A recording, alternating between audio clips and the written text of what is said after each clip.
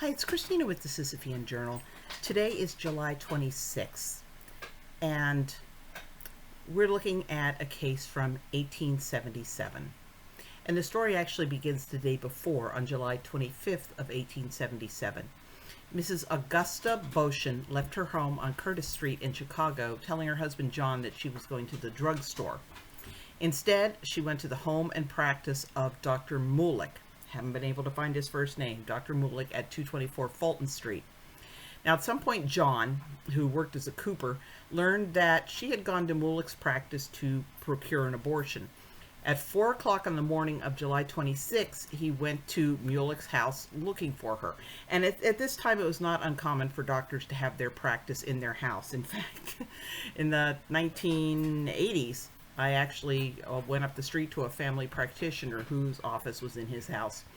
So at any rate, 4 o'clock in the morning of July 26th, John goes to Muleck's house looking for his wife. Muleck was nowhere to be found. He couldn't get an answer, so John forced his way in and found his wife dead in a bed. He summoned the police, and the coroner's inquest found that she had indeed died from an abortion. Muleck had fled to avoid arrest. He had left a letter for his wife saying that he had not performed the abortion, but had just provided Augusta with the instruments, which legally he'd be just as guilty.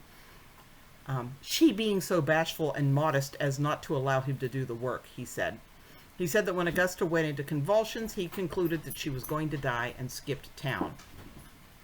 So he was every bit as responsible for her death as if he had picked up the instruments and used them himself. And the Chicago Tribune noted, "The scoundrel of a doctor has not yet been caught, hence the evidence was meager." I've been unable to find any further information about this case.